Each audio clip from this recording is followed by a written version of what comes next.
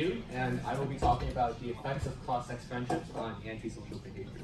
So first of all, what is antisocial behavior? So antisocial behavior isn't just being like unsociable, but it's about doing things that interfere with society. So doing things that are persistent, that violate society's rules or norms or laws. So rule breaking, crime, fighting, aggression, violence, lying, those all fall under antisocial behavior. And there are two types of antisocial behavior. One is overt, and that's aggression, fighting, things like that. And one is covert, which is stealing, lying, shoplifting, and things like that, and burglary.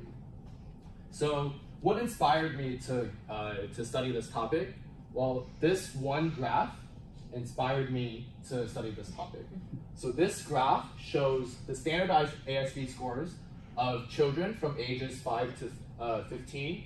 And you can see, on average, boys have higher levels of antisocial behavior. Boys are in orange, and females are in blue. Boys have higher levels of antisocial behavior at age 5, but this difference decreases over time, such that when they're 15, this difference is much smaller.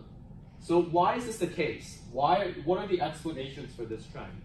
So one explanation is that status effects is increased for both boys and girls, and that contributes to the decrease in the difference between antisocial behavior for boys and girls. The second explanation has to do with romantic relationships that become more prevalent during this time, and girls try to become more antisocial to attract the attention of boys and appear more attractive to boys during this time. But the third explanation is what I'm more interested in. Cross-sex friendships also increase during adolescence, and the trend for cross-sex friendships kind of matches that trend with the decrease in the difference between antisocial behavior. And increasing cross-sex friendships could increase girls' interactions with delinquent boys and increase girls' antisocial behavior. So in the literature shows that the sex of best friends, relationships with the opposite sex, and sex segregation patterns in school have more of an effect than sex alone and sex differences in antisocial behavior. So the sex of your friends is more important than your actual sex yourself. In 6th grade, cross-sex best friends were associated with higher levels of antisocial behavior, but not in 7th grade. But this becomes different in 8th grade, where if you had a cross-sex best friend and you're a girl, you had higher levels of antisocial behavior. But if you're a boy, you had lower levels of antisocial behavior. So there's a differential effect in terms of sex. And some literature has shown that the effects of cross-sex interactions are greater for girls than for boys, for delinquency, for serious property crime and drug use, for criminal offenses. However, there's another study that shows that male friends increase girls' violent behavior if they are violent themselves.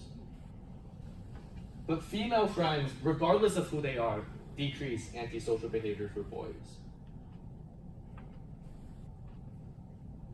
So some studies also show that there are context-dependent effects. And there are no differences between boys and girls, it just depends on the context. In this study, it showed that across the board, cross-sex friendships decrease aggression for both boys and girls, but that's if cross-sex friendships in that school are common and normative. If they're not common or normative, cross-sex friendships strengthen the relationship between peer status and aggression, such that they're kind of, cross-sex friendships are kind of seen as signs of status, and the more status I have, the more aggressive I am, except for the person at the very top who doesn't need to be aggressive to get to the top anymore. Children with primarily cross-sex friends have higher levels of aggression, lower levels of helpfulness, and are less well-liked by peer ratings. But children with secondary cross-sex friends have higher levels of helpfulness and are more accepted by their peers.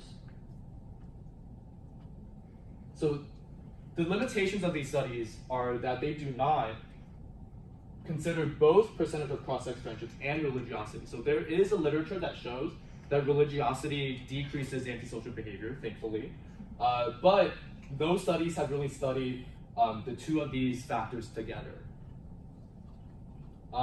And none of them examine closeness with cross-sex friends. They only examine the simple proportion of cross-sex friends. And you would think that closeness matters more than just percentage. And they do not distinguish between overt and covert antisocial behavior. So they look at one or the other, but not both, and they don't distinguish between both. And these studies are slightly out of date. So my hypotheses are that we are going to replicate the effect that cross-sex friendships increase girls' antisocial behavior and decrease boys' antisocial behavior, and that the effect of closeness is going to be greater than the effect of just a simple proportion of cross-sex friends. So my method is I used the ad hoc data set, and I filtered out the ones that only ask for one male friend and one female friend, because then you only have 50-50 in terms of proportion of cross-sex friends. So I got a final sample size of 7,106.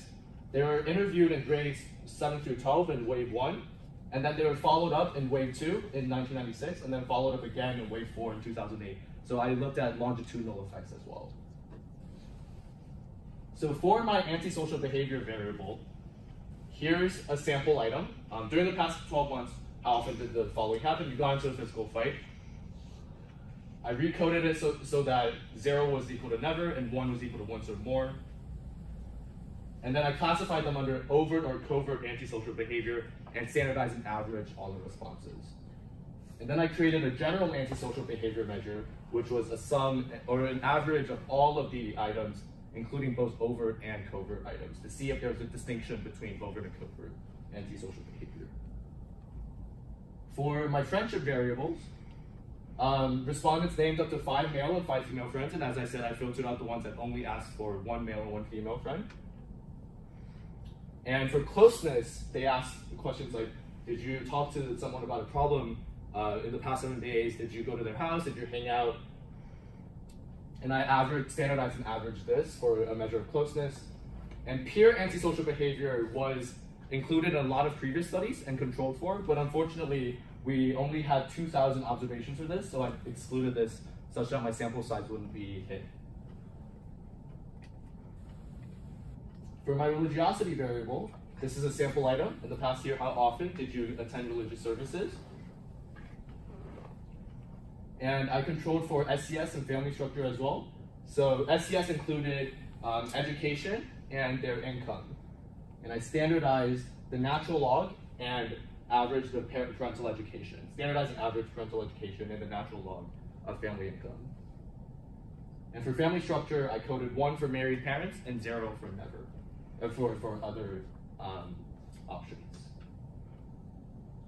So for descriptive results, as expected, boys' antisocial behavior on average is greater than girls' antisocial behavior significantly. And boys also had a lower percentage of cross-sex friendships and had a lower level of religiosity. And for my regressional analyses, you can see for wave 1, percentage of cross-sex friendships actually had an insignificant effect on general antisocial behavior. And closeness with cross-sex friends had a small but positive significant effect. And this is for both sexes. The interaction between percentage of cross-sex friends and sex was insignificant, and the interaction between closeness and sex was insignificant. In other words, this was the same effect for boys and girls. So closeness with cross-sex friends in wave 1 increased antisocial behavior for wave 1 for both boys and girls. And there's very little difference between covert and overt, so I've excluded those tables here, but I'll comment on those later. For wave 2, you can see similar effects, insignificant here, significant here, but you can see that before the effect size was 0.075, and now the effect size is 0.026, which makes sense because closeness with cross-sex friends in wave 1 is going to have a smaller effect on wave 2 antisocial behavior, but a larger effect on wave 1 antisocial behavior. Again, the 2 interaction terms were insignificant, so same effects for boys and girls. Now for wave 4, things change. So closeness with cross-sex friends is actually insignificant, so the effect size of that decreases to below significance. And again, percentage of cross-sex friends is still insignificant, but the interaction between percentage and cross-sex friends and sex is significant. In other words, it's significant and positive. In other words, percentage of cross-sex friends does not affect girls' antisocial behavior in wave 4, but it affects guys' antisocial behavior in that it increases boys' antisocial behavior. So to summarize, I have this nice little table here. Closeness with cross-sex friends increases wave 1 antisocial behavior equally for boys and girls, but especially for boys over antisocial behavior. So there was an interaction effect only for over antisocial behavior. In wave 2, also increasing for both boys and girls. In wave 4, insignificant. Proportion of cross-sex friends, it's insignificant all up until wave 4, where it increases antisocial behavior for boys in wave 4. Which makes sense because wave 4 was 12 years after wave 2, and wave 2 was 1 year after wave 1. So the effect sizes should be decreasing. Also, now that begs the question, like, what factors affect the percentage of cross-sex friends? What makes people make friends with the opposite sex more easily? And what influences the formation of cross-sex friendships? So there are very few studies out there that look at this. A quick Google search, I found a ton of articles that say cross-sex friendships are the bane of your marriage. Like, you should never be friends with the opposite sex after you get married.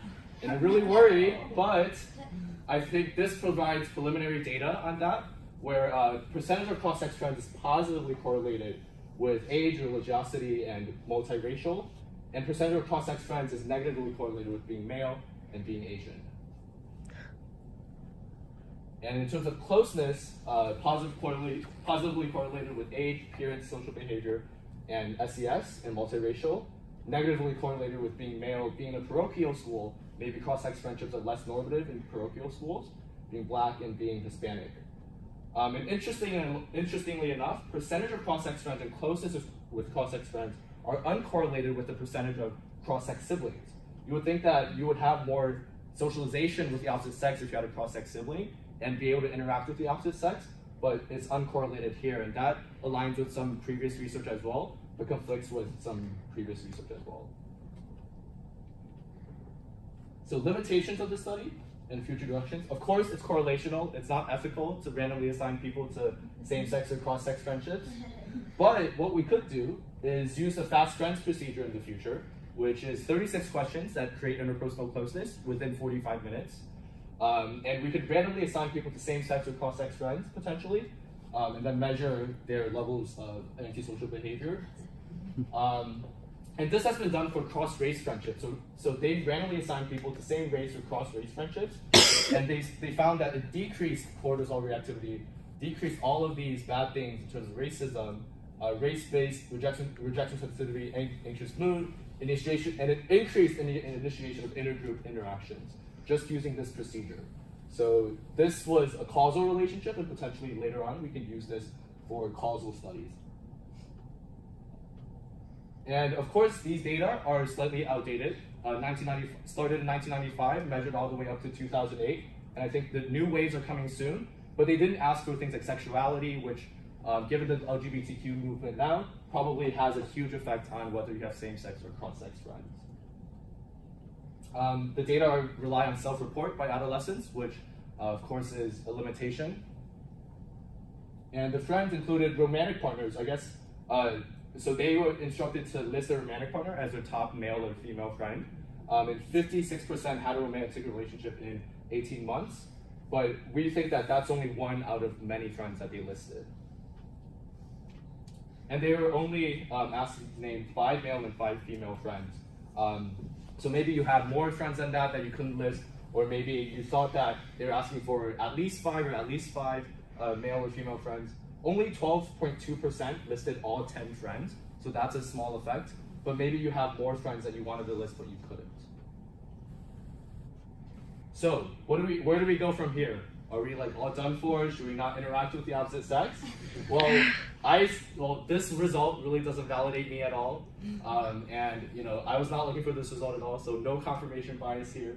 But I had to put up this slide because there are still many benefits of cross-sex friendships. So I think further research needs to be done to investigate whether this relationship is causal and whether the benefits of cross-sex friendships outweigh the disadvantages. Thank you.